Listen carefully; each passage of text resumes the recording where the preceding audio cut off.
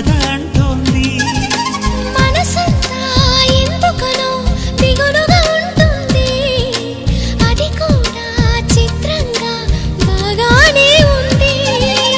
ఉప్పెనల హృదయంలో చెలరేగే కలవరం, తప్పుకునే దారేదో వెతకాలి ఇద్దరం.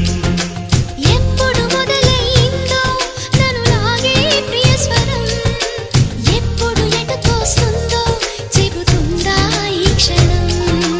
అనుకోకుండా పడదోసింది వలపే నందిన